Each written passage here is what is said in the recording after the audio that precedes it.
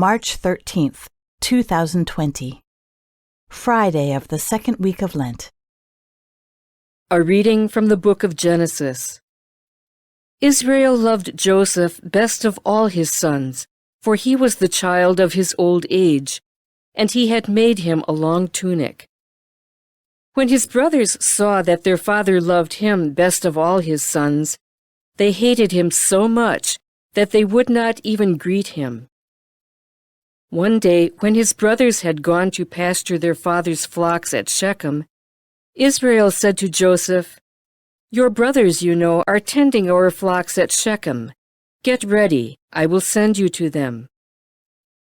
So Joseph went after his brothers and caught up with them in Dothan. They noticed him from a distance, and before he came up to them, they plotted to kill him. They said to one another, "Here comes that master dreamer. Come on, let us kill him and throw him into one of the cisterns here.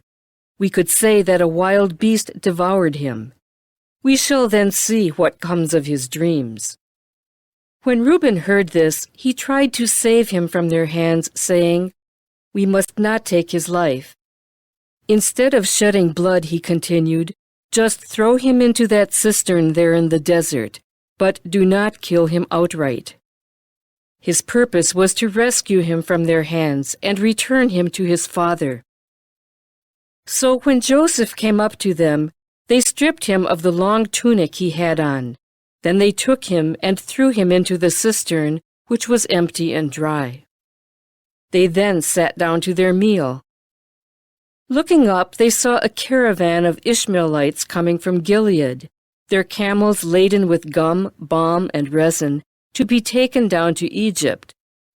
Judah said to his brothers, "What is to be gained by killing our brother and concealing his blood? Rather, let us sell him to these Ishmaelites, instead of doing away with him ourselves. After all, he is our brother, our own flesh." His brothers agreed. They sold Joseph to the Ishmaelites for 20 pieces of silver.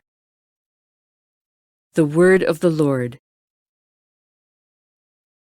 The response is, "Remember the marvels the Lord has done." When the Lord called down a famine on the land and ruined the crop that sustained them, he sent a man before them, Joseph, sold as a slave. Remember the marvels the Lord has done.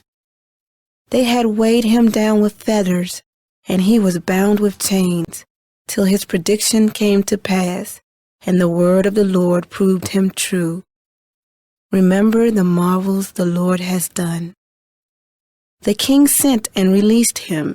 The ruler of the people set him free. He made him lord of his house and ruler of all his possessions. Remember the marvels the Lord has done.